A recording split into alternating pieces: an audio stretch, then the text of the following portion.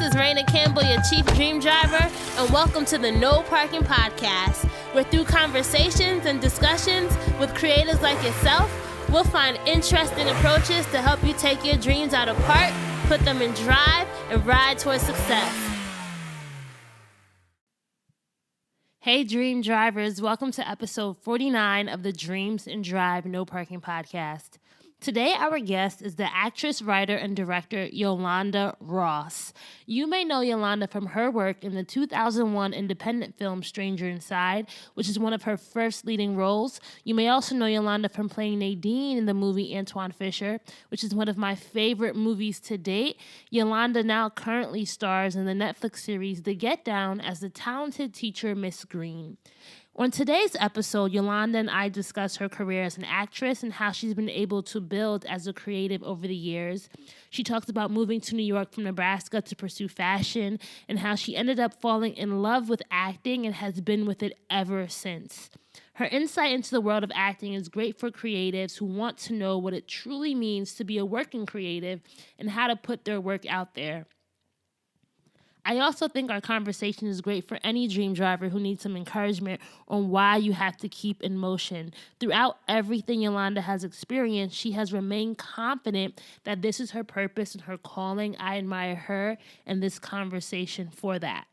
Some of the other things we discuss in today's episode is Yolonda's artistic process, the difficulties of being a non-celebrity lead actor, how to stand out in the age of social media, why this industry is all about cultivating great relationships and how you can do so, staying focused, the importance of unplugging, and how being a woman of color has played out in Yolonda's career. My favorite part of this interview, though, was when Yolonda shares why, as a creative entrepreneur, you have to get used to the idea that there are no guarantees. And if you are currently struggling with your business or starting a business or just dreaming of having your own business or having your own brand, whatever it is, you're going to have to know there's going to be some tough days out there, and you have to remain committed to why you are doing what this is that you love. And we talk about that. If you are listening in for the first time, or if you haven't already, make sure you are subscribed to us on iTunes, SoundCloud, Stitcher, Google Play, wherever you are listening to us. Subscribe for notifications and updates on new episodes. You can also follow us on social at Dreams and Drive. We are on Twitter, Facebook, and Instagram. We love to engage, so make sure that you're tagging us in all your posts, and we'll get right back at you. If you want today's show notes, all you have to do is go to www.dreamsanddrive.com and then click on episode 49. You can also join our community at dreamsanddrive.com/join. I hope you guys enjoyed today's episode. If you love it, share it with a friend. You're in for a treat.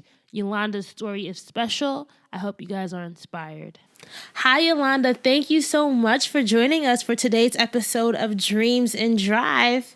Hi, nice to meet you. Nice to talk with you today. I'm so excited to just talk to you about your career and everything you're up to. For you guys who are listening in who may not know Yolonda's body of work, you were in one of my favorite movies, Antoine Fisher.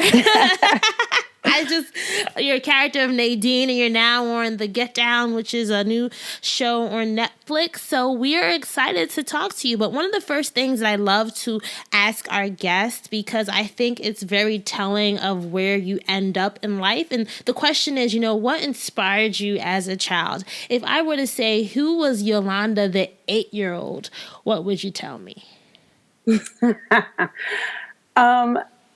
Well, Yolonda, the 8-year-old, my parents inspired me, and I've always had pictures in my head, so literally whatever was actually going on in life in a moment, Yolonda always had her own story going on at the same time.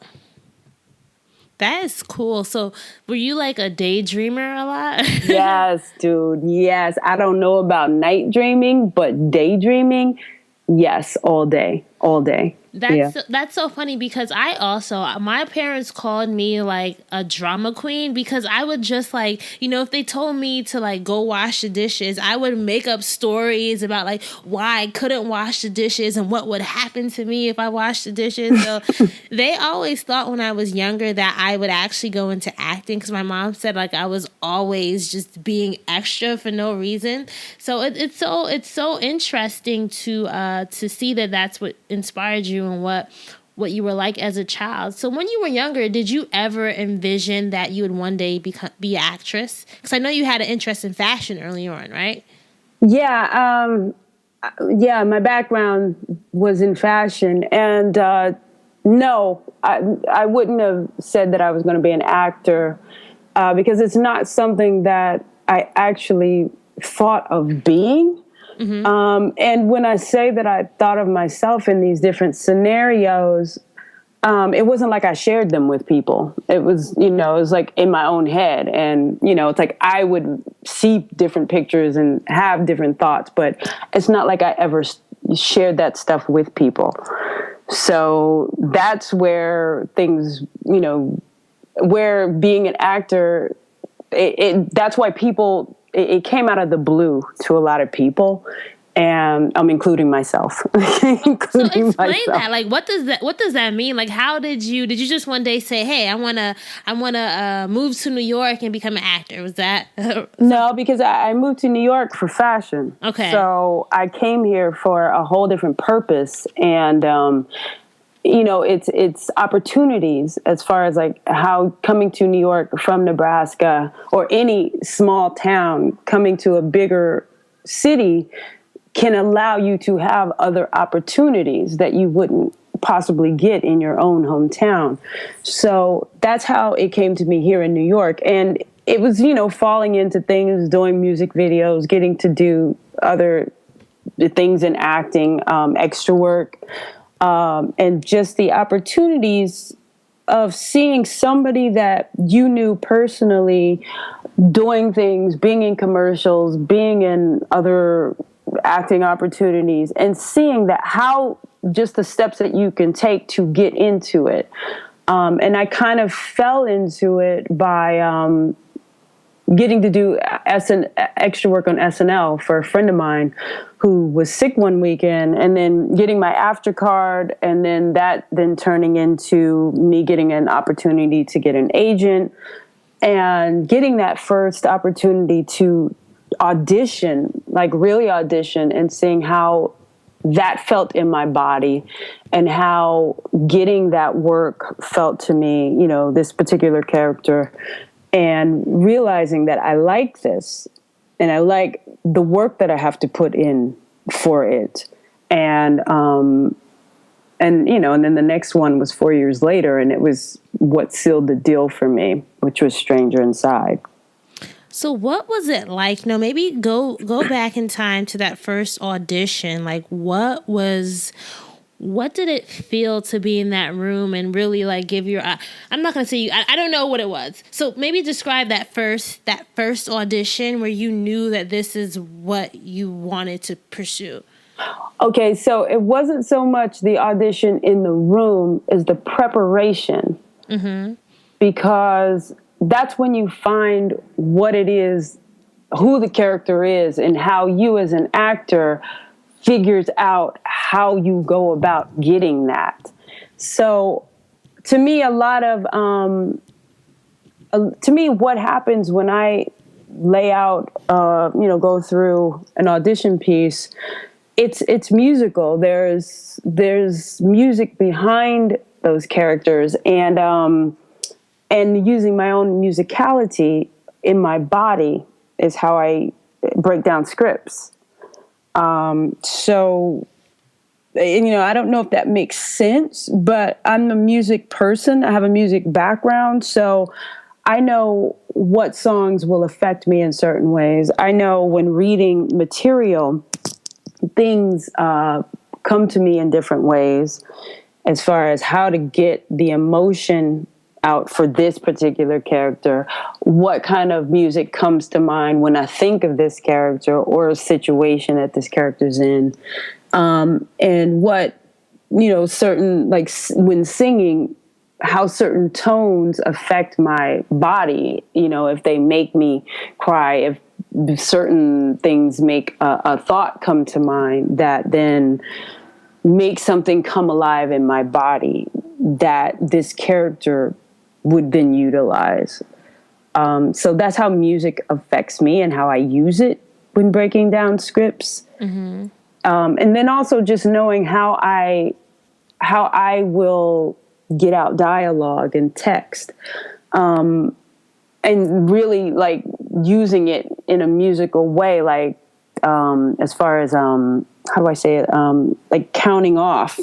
It's like breaking down a text like it's music, so it will be scored. It will have beats, and it will have all that laid out for me. I love that you mentioned this because I feel like as creatives, and I have like I want to say I have like a performance art background, so I definitely know what you're saying, how you have to find your zone and you have to find that way for you to connect with what it is that you're doing. And for me, because in college and in high school I danced, so I definitely also have that connection with sound and how that really, people don't understand I feel like this is going to sound crazy to someone who's not in the art or creative worlds, right? But a lot of people don't understand how important it is to have those two connect, right? Because when they see something on screen, they only see like people talking, and they don't understand that. They don't understand that you, as an artist, right? You are vividly painting an active picture, and you're creating something. It's just not two people talking and they're reciting. There's more than just reciting when it comes to acting. So I love that you describe that, because I think I haven't had that conversation with anyone before, but I definitely know what you mean. Yeah, it's true. And you used a really good word. It's active. It's and sometimes directors don't even quite get that. You don't just show up and then cry here or, do this thing there. There's such specificity in saying cry. What is causing the tears? Are they happy? Are they sad? Are they frustration? There's all these different things, and you don't just hit that mark. You have a buildup that is inside your mechanism that gets you to those tears, that gets you to that climactic moment for the character. So yeah, it's not just, stop, go. Mm-hmm. There's a whole buildup that gets you to that point. So once you knew that this was something that you wanted to actively pursue, what was it like, those first few roles, landing those roles, navigating the acting space? And especially as like a woman of color, like, was it difficult? Was it challenging? Maybe you can walk us through those first few years as an actor. Well, it wasn't easy then, and it's definitely not any easier now. What happened with me, the whole entertainment industry was a different thing then too, because you're talking about 2001, when my first film came out, and you have 9/11 happening a few months after that. So everything really blew up for me at that time. And it was like starting all over from scratch when you never really got started, in a way. So when you come out as a lead in a film, your agents and everybody else is expecting you to go after leads. So if nobody knows anything about you as an actor, because I'm still really not getting pressed all that much. People know me because I've been around for a minute, and that's because of my work. It's not because of any kind of press that was done, but it's because I've been busting my ass to get this work. So at that point, when I'm then going up against, say, Halle Berry for, the next James Bond movie that was coming out at that time, or, Goldfinger, which was, not Goldfinger. I don't know if it was Goldfinger, Goldmember. Would be on. Yeah. Okay, so, yeah. I mean, the reality is when you're going up against those people and nobody knows who you actually are, because your film never got any press. It really was a word of mouth film. To this day, still has people, knowing who I am because of Stranger Inside. You've got everything stacked against you, like everything, So it was a really hard deal to, come behind that movie and try to continue to get work. And there was no, I don't know about anybody else. The online, what do you call it? Platform was not there. Like social media and all that stuff? Yeah, social media. Mm-hmm. That stuff it was not there. So you did not have people pumping you up online or that outlet, no Twitter, no Facebook. That was not happening where people were doing that and using it and talking in this way where people can actively make something happen, make a movement. We had, I guess, like Vibe was out, Complex, Essence, Ebony. It's like I've never been in any of these magazines, but that's what we had to go by.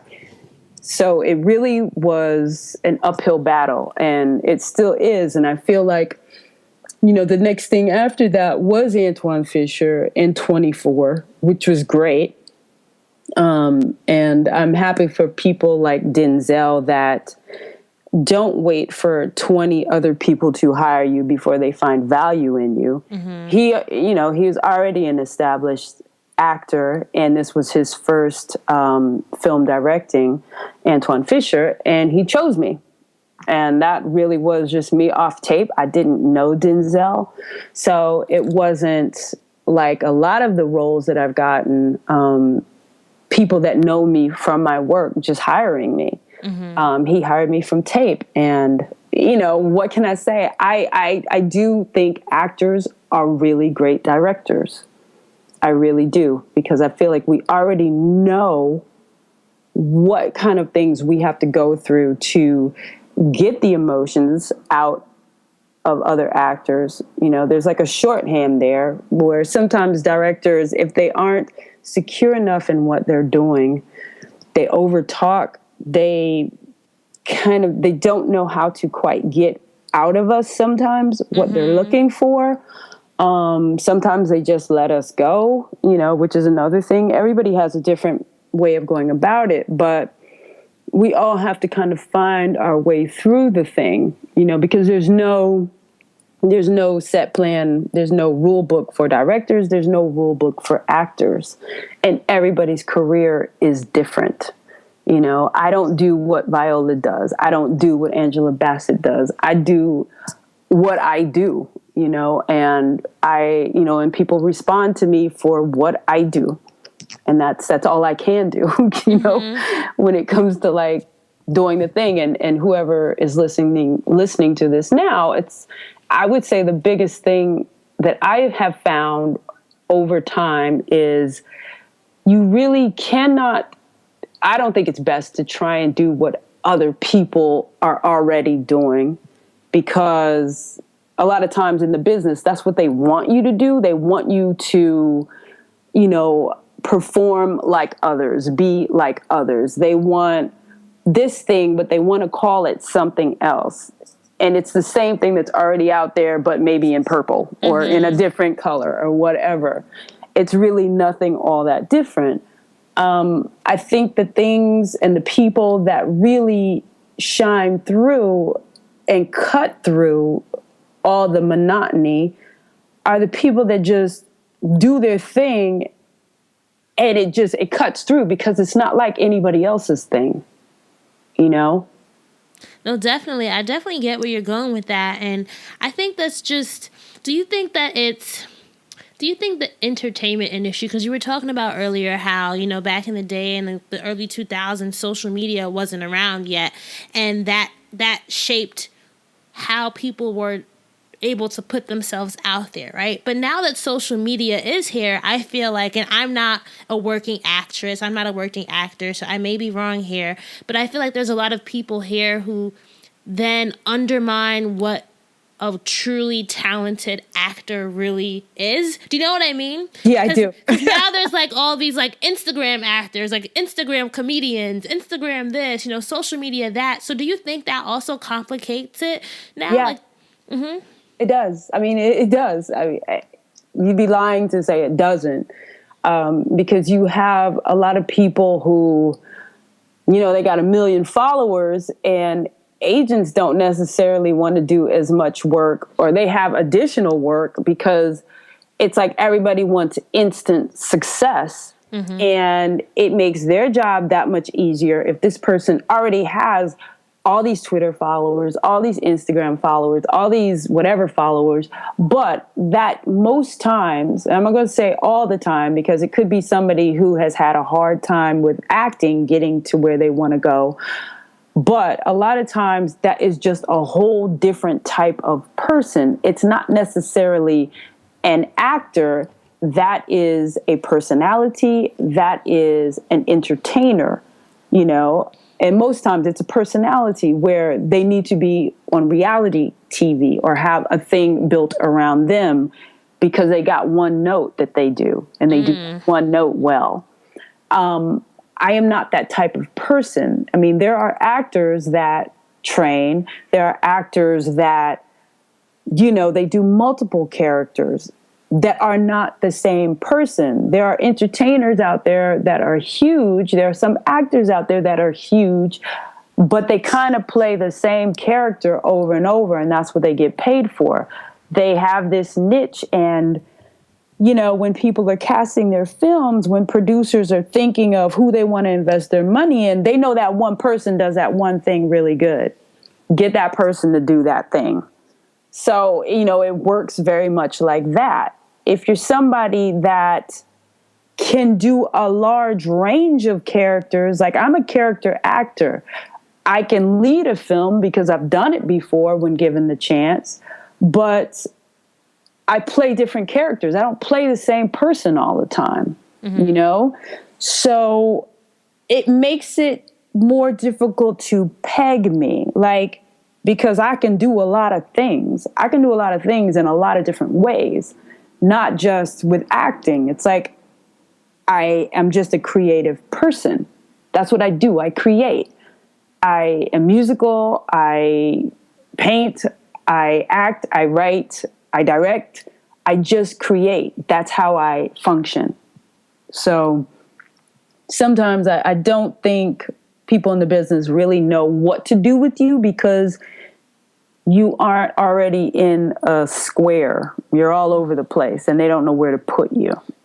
So how were you able to navigate, from your first roles up into the roles you had now? Like, what was life really like? Was it possible to make a living solely as an actor, or did you have to, do other things on the side, and acting became something you did when it was available? I had to be ready to not have money. That's really what I had to be ready to do, because the thing is, it's like, I'm switching careers completely, and I don't have any allies in this business. I didn't have any allies at that point. And, people know me now because I've been around for a while, but I still don't have I'm not part of any cliques, I'm not from Yale. I'm not from, NYU. I'm not from Columbia. I'm just a creative person that decided to do this because it called me. And I think, my source of knowledge is from humans. It's from watching and paying attention to people. People, whether I like them or not, human behavior is how I've gotten here. And paying attention to how people behave and how people get from A to B, and just soaking that all in, and truly being interested and truthfully displaying human behavior for people to look at. So on screen. Is the acting world really like, you know how I know, let's say even like within the podcasting world, especially like the Black women who are now doing black business podcasts. Like sometimes I feel like, and even in the blogger world, because I used to be in like the lifestyle blogger world, you feel like it's very cliquish, especially in the New York City area. But I didn't really know that in the acting world, it's cliquish based upon like where you studied. That's interesting. Well, I mean, I think there's a lot of cliques. Mm-hmm. I mean, I don't know why there wouldn't be. I mean, it's no different than any other industry. I know. I just, maybe because I'm not in it. It's fascinating to me to hear, to hear that. I guess, that is true. Why? I mean, you got to think of it in this way. Mm-hmm. When it comes to getting a job, who do you go to? People you don't know? You go to people you know. You go to people you've already worked with. You go to your peoples. That's who you go to. Mm-hmm. And if you are rolling solo and you don't come from any of these things, I don't particularly hang out with people. I'm a pretty shy person. So when it comes to being social and whatever, I'll be out at things because that thing is business. But when it comes to just hanging and just being close to people, I'm not necessarily all that close to that many people. Mm-hmm. Though I know a lot of people. So I may or may not be your first choice or first thought because I'm not up in your face all the time. You know what I mean? I can do the job, and I'm thankful when people do call me for work because I love doing my job. I really do. Mm-hmm. But it really is. I feel it's people. I feel it's 98% relationships, maybe 2% talent. Wow. So let's say there's somebody let's say you have a mentee, right? And this mentee is someone that you think is truly talented in the art of character acting. What would you advise that person to do in order to get roles or in order to establish him or herself in the business today as the industry looks today? I think theater is a really great place because I feel that a lot of the really good writing that is on TV, on the internet, wherever, is coming from people that were theater writers, that have written theater. And I feel like a lot of the actors are theater actors that are on, these shows. So, and the one thing about dealing with a theater company that you like and get to work with is that you can, couple off with people in that group and create some stuff. You know what I mean? And either put it up on stage or, tape it, depending on what kind of thing it is you want to do. But you can be actively working on stuff, working on characters, working on other people's characters, so that, your arsenal of emotions, of characters is live at all time. So you can just pull from it, instead of, because film and television can be a far and few between kind of job to get. Not everybody's on a show. I like that you said that because I think that's something that could also translate to a lot of different areas too. Sometimes people only see, like, let's say if you want to be like a makeup artist or you love makeup and you think the only way to make it is to become a celebrity makeup artist. That's not the only way that you can express that talent that you have for, artistry in the makeup world. There's definitely different areas, and maybe one day you might become that famed, celebrity makeup artist. But I think a lot of times in especially our social media driven society, we only see the lights and the flashing lights, and we don't think about the other, we don't think about, there's so many other ways to get your voice out there. Like, even for me with this podcast with Dreams and Drive, I may not be Oprah, but I'm able to reach a small segment of an audience that really enjoys this content, and who knows where that can lead. But a lot of people really, as you were saying, they want it fast, and they don't think about all the stuff that you can do in the meantime. Yeah, I mean, it's not even in the meantime. It's just it's just being active and doing stuff, because I understand that, at the end of the day, we all need money. So you want money jobs. But I can, truthfully say I have done so much free stuff or next to free stuff that, and if it means enough to me, I will still do it. You know what I mean? Because it's what your goal is and what it is you want to get from it. I'm not in it for the notoriety, but I do need a certain level of notoriety to get the good jobs. So that's just how the business works. Mm-hmm. But it's not stardom that I'm after. I want that good work, and I want to be able to bring these characters to life that mean something, that show people something, that make people feel something. And stories to have people learn from in one way or another.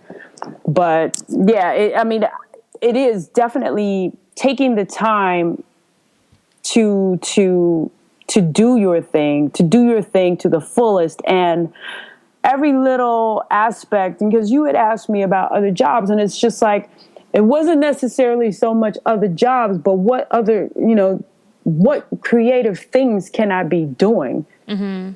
What can I be doing to make some money, but it's one of the millions of things that I know how to do, that is creative, that I'm getting something from. That's how I was looking at it. So how did you end up landing the role as Miss Green or in the Netflix show The Get Down? I was in LA.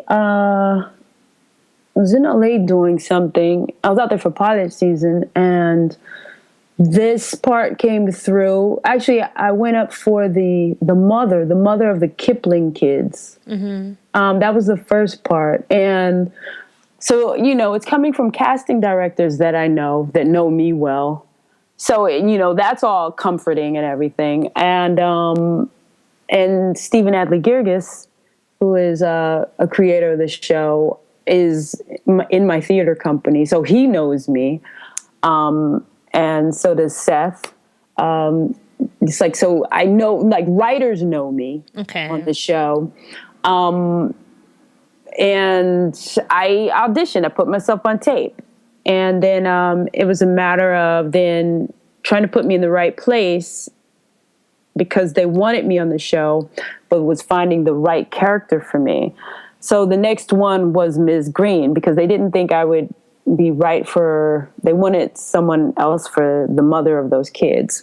And then Ms. Green came along, and she was perfect. I felt she was totally perfect. She represents the single woman on the show, during this time, which, was women's lib and everything else, women's rights in the 70s, and along with all the, fashion and everything that goes along. But it's to me, she fits me pretty perfect, because she stands out to me in the way that I feel I stand out when people think of me as an actor. She's solid. She comes in and does her thing, and she leaves an impression on her students. She inspires. Yeah. There you go. Thanks. But I feel that's what my acting does, or at least that's what I hear. I'm not going to take all the credit for that, but that's what I feel, and that's what I like to do when I get on the screen, leave an impression. And I think, Baz and all the writers in the show, they have done me such justice, and I so appreciate what they've written and created and getting to play her. So one of the things that you said to Ezekiel that I loved in the first episode, and I hope, as I was watching it, I wrote this down really quick, so it may not be it may not be verbatim, but you were talking about people don't want to accept their talents. So in that scene where he was denying that he was the one who wrote the poem, that whole idea, and I think it's something that a lot of dream drivers may run from. Like, you know what it is that you're passionate about, and you know what it is that is your talent. You know what I'm saying? But there's so many things in life that may serve as obstacles to us really going after it. Why do you think that is, and what advice would you give to somebody who is struggling to accept that they have this gift or a gift? Yeah, you know what? I think you're completely right because coming from the Midwest, so coming from a smaller place where this kind of lifestyle, and being an actor is not looked at as this could be your career, this could be the rest of your life. It's seen more as a fun thing, a thing to do, but not your thing, And I feel that a lot of times fear, definitely keeps people doing a 9-to-5, doing something they dislike, just because they are unsure of how to do it, if they have the abilities to do it. And, in my case, I just feel like because it came to me in a way where I wasn't looking for it, I wasn't going after it. When it presented itself, I figured, people got to listen to what's going on in their lives. That's what I feel a big thing is. People have to listen and really look at signs in their lives because I feel they are there. And whether you want to listen to them or not is a different story. Mm-hmm. I felt, in my career fashion, I felt like I could do my job in my sleep. I wasn't really all that interested in it anymore, but I also just didn't know what to do. And when this acting stuff started coming up, it utilizes all my talents, all my gifts. It utilizes my thinking. I can think and work things through. And new characters keep coming at me where I've got to constantly rework and refigure out. So that's a good thing for me. It keeps me live, like I was saying, it keeps all those things moving forward, all my thoughts, all my everything moving forward and in motion. As far as people, other people, I think they got to let go of their fears and not look at anybody else but themselves. Ask themselves what it is they actually want, whether it's being a star, whether it is going through these emotional journeys, whether it's making movies, films, theater. It's like, know what it is you really want. What is it that you want to feel? What makes you tick? Mm-hmm. And go after it in that way.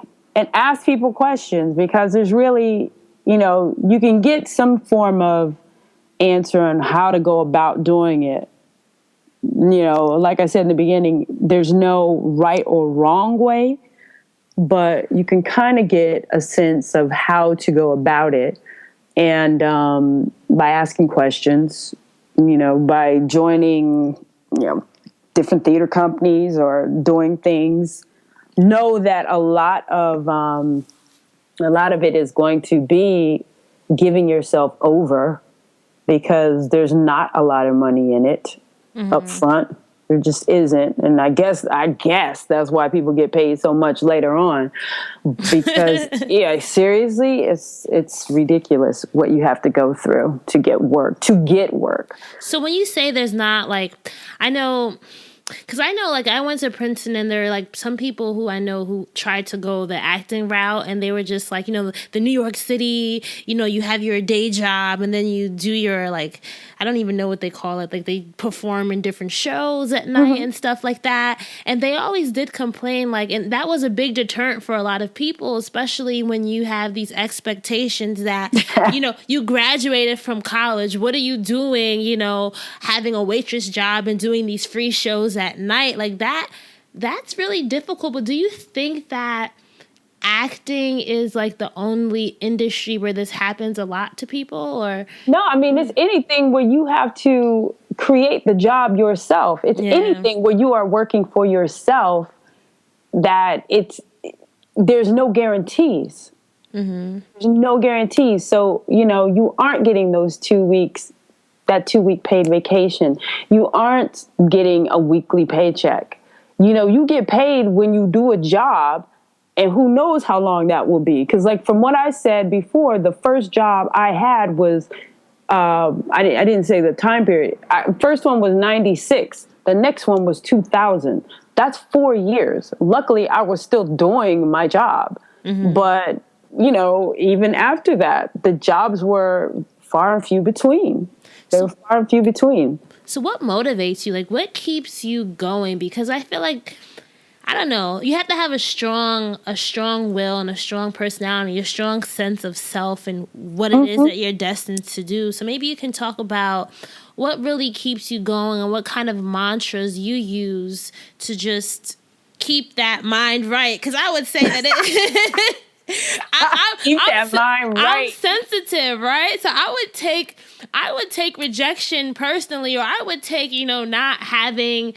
I feel like because with acting, especially if you're not creating, let's say you're not the one making the movie. I know you had your own film that you worked on, right? But if you're not actively creating, you're just waiting around. Like what keeps you going, and what helps you just navigate this space and stay strong and positive as an actor? Oh my gosh, like seriously, it's so not easy. I hate to say it, it is not the easiest thing. I'm not a meditation person. I'm not a yoga person. I'm not all that. I do, maybe this is my own way of meditating. I know that you have to be able to unplug. You have to get off the internet and stay away from all the stuff that's online. I go on there for business. I'll post some stuff. I'll talk a little bit, and then I got to get off. Because the more you see that this person got something, that person got something, oh, this one's got a shot, it will drive you bananas. It will drive you bananas because then you're like, so wait a minute. I don't think that much of that. How did they get something? And why did I not go up for that? That's every actor. That is every actor. Why didn't I go up for that? Why didn't they see me? What things are not happening? It's all the time. And then it comes in, it comes in droves. It doesn't. Then sometimes you're busy. It comes, it goes, but it's always there. It's never the same. So yeah, you do have to be sure of yourself. And doubt will most definitely always creep in there. It always will, because that's just how we are. We're human. But you got to know what it is you do and feel very confident with it, in that it needs to be out there. It needs to be out there in front of people. So, trust me, people can be slow to get up on what you got, but if you got it, it will get out there. Denzel picked you, girl. I wish Denzel would pick me for something. So. Definitely, or somebody else like wonderful like that. But it's just know that you have it, but also know that when it's the right time, it will happen. Because I feel like with myself, from what I've seen, I get anxious. I start pushing because I'm always like, what can I be doing to make this thing happen? And it's when I get caught up in something else is when the thing or something else amazing comes through, because you got to be able to keep your mind occupied with other things, whether it's writing your own stuff, working on something else. You cannot let it just be only the auditions, because you will go bananas. And make sure you take that time out to steal away a couple days, shut your mind off, just turn the whole thing off as far as the industry. I had to do that like last weekend, and I literally slept for like a day and a half. Like I just slept. Sometimes you need that. Like you just... Yeah, it's like your mind, like I had to get out of the city. I could not think. like all I think about is work, because it's like I'm working on like writing a show, but then also working on getting funding for my first feature.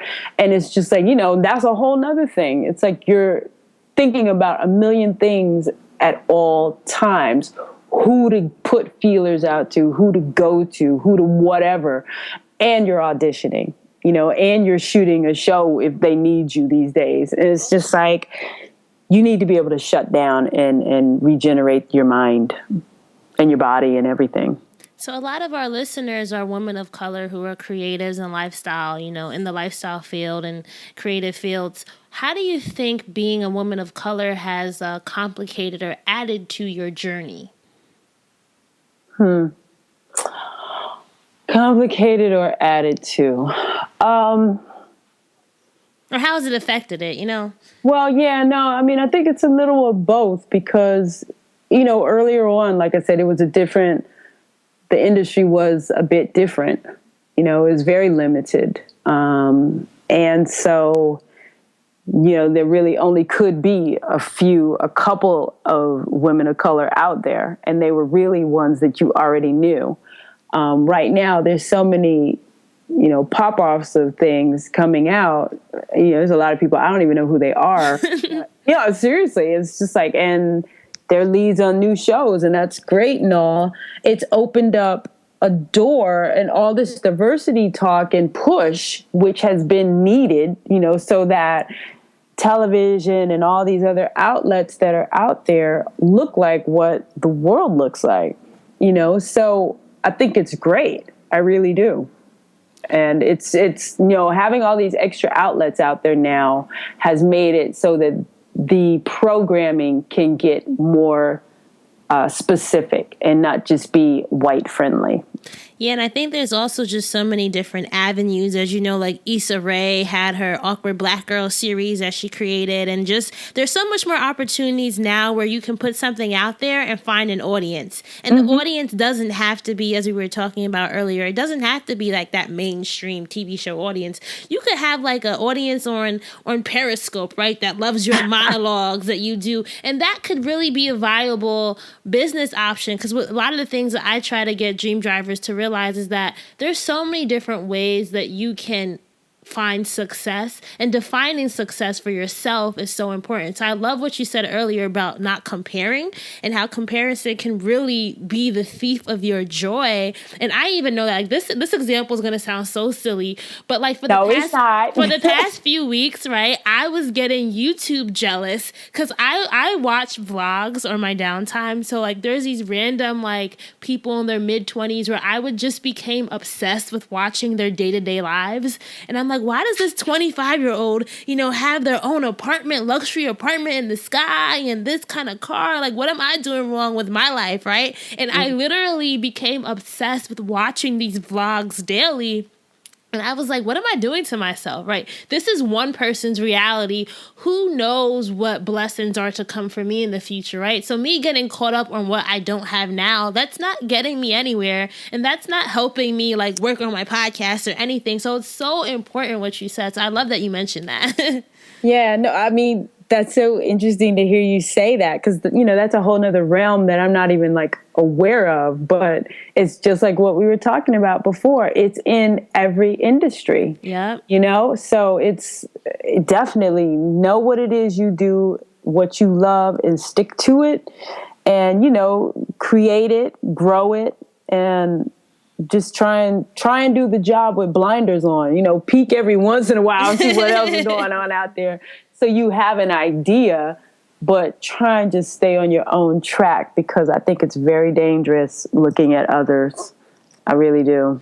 So true. So as we wrap this up, Yolanda, I want to ask you, like, who really has served as an inspiration or mentor to you throughout your journey as an actor? Oh my goodness. That's crazy. I'm kind of all over the place. I don't know about mentors, but there's definitely people I like, like I love what Don Cheadle does. I love Gene Hackman, Alfred Woodard, Tilda Swinton. Helen Mirren. These days, Keith Stanfield, when I look at him and what he does, I feel he's got such a unique thing that I feel it's like we could be kind of like a brother and sister type of, duo, if we got to ever work together. But I feel he has something that I see in myself that I like, and I like watching him because I don't know what's going to happen with him. And Chiwetel, I like him a lot. I just named like a bunch of people. Some of them I might have to Google. But see, but then it's not really the people that you know offhand. Like they work a lot, but they're not like those commercial whatever, huge names that are out there. And and then I've worked with a lot of those people, which I think are great. But it's just like there's something in that I like personally that's a little off kilter. You know what my favorite part of like watching a movie is watching the credits where you see all the other names and all the other parts that go into a movie. Because a lot of times people don't realize that like the credits could give you more information about anything, that you might have seen. Like a lot of times people only think of like, oh, the big name actors, but there are like script supervisors. There are so many other people that are related to the production and that are as equally important and as equally talented. So yeah, that's part of doing your homework. I feel as an actor, there's a couple things, and I'll just say this so that I don't take up all your time, but to get ahead, it's like you got to be looking at who's coming up, because all these young directors in these colleges that have film schools and film classes and everything, the people, they come from somewhere. So I would be looking at the schools, because I know myself, I try to do a couple of shorts per year with kids, coming out of school, because they've got to go somewhere, and if they're doing a really great job in school and they make something that's really interesting, most likely they're going to go make a feature. And who wants to be in that feature? Mm-hmm. Right here. And then there's also, like you said, looking at credits. Go back and look at the movies that you really like. Look and see who, the assistant, the associate producer was, or a producer, or a line producer. Because it's like those people, it's not like they just stop doing their jobs. They go on to be the producer, of a film, or, executive producer. It's like they go on to make more things, bigger things. And it's knowing how to maneuver with the people behind the scenes, really, to get your jobs.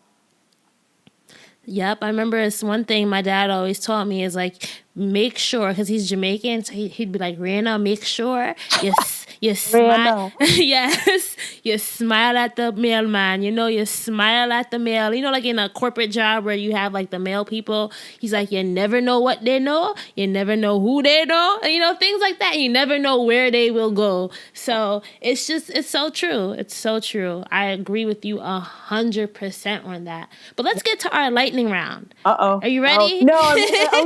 Okay.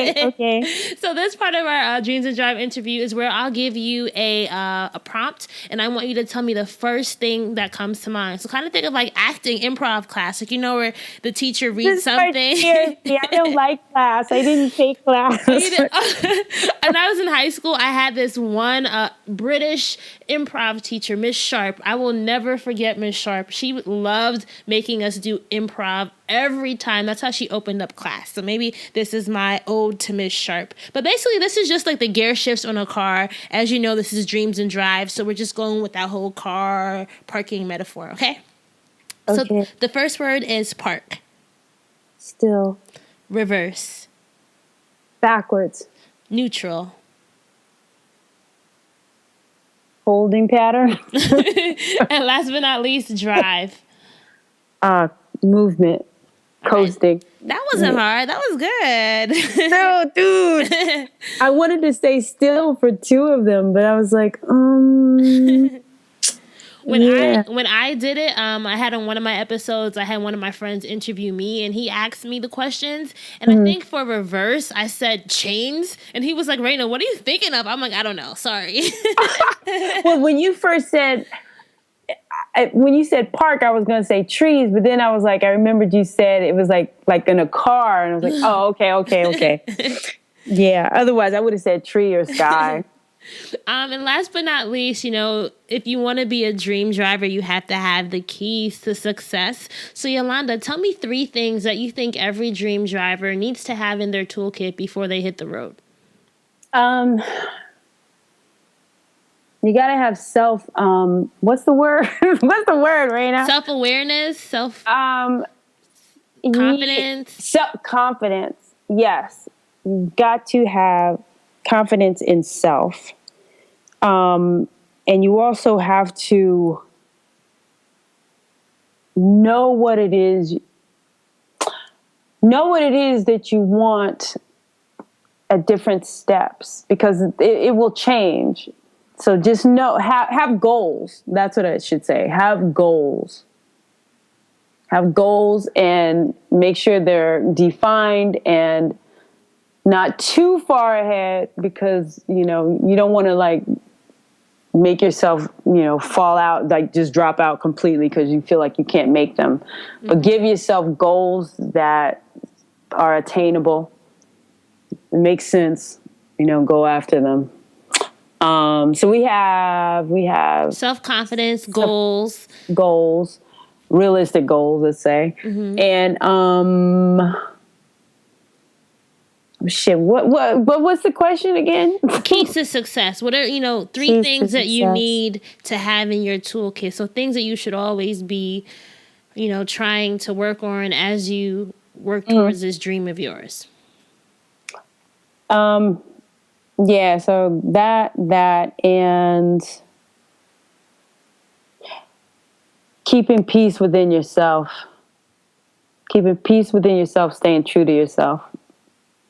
That's so important. And that's just something that I talk about with a lot of guests, is that whole idea of you don't want to run yourself out. And I feel like especially in the entertainment industry, I have family in it, you can easily look for peace in other ways, right? That may be destructive to you. So you definitely want to make sure that you're practicing self-care at all times. Because as you know, the industry can be harsh to the soul. Oh, it can be. And it's and it's not a short-term thing. I mean, it's your ultimate goal may take a while. So be in it for the long haul. Don't just be burning yourself out, and stressing yourself out, because it will age you, and you can't afford to age in this business. It's you just got to keep everything kind of in neutral. You got to keep everything still. Mm-hmm. Everything still, but still moving forward. You might not be able to feel it, but it is happening. I love that. I think that's a perfect way for us to end this interview, Yolanda. And I just want to say thank you so much for joining us today. And this was such a lovely conversation. I know our dream drivers definitely got a lot out by listening to you, or got a lot out of listening to you. Thank you, Raina. Thanks for having me. And thanks, everybody, for listening. Good luck to everybody out there. So that's a wrap for episode 49. Thank you so much for listening in, and I hope that you enjoyed hearing Yolanda share her dream driving story and her personal keys to success. Make sure you are subscribed to our channel on iTunes, SoundCloud, Google Play, Stitcher, wherever you're listening in. Hit that subscribe button so that you'll get next week's episode. You can go and listen to other ones that you may have missed as well. If you haven't already, follow us on social at Dreams and Drive, or on Twitter, Instagram, and Facebook. Engage with us, comment, retweet, regram, whatever. I'd love to see you guys hop on and talk to us there, because I'm always chatting and always commenting back. So that should be fun. If you want today's show notes, just go to dreamsanddrive.com and click on episode 49. You can get all our tweetables and links to Yolanda's information on her website. I appreciate you all. Keep dreaming, keep driving, and know that we'll chat again in episode 50 with Kwame Christian. And we're going to talk about the art of negotiating, because that's one skill you need if you're going to be successful. As a dream driver, as an entrepreneur, you really, really have to understand the art of negotiation. So Kwame shares lots of gems from his own knowledge and his career as a lawyer and as a professional negotiator. So you have to know what you want and how to get it. So get excited for episode 50. I'll talk to you guys then. Have a great week. Keep putting those dreams in drive.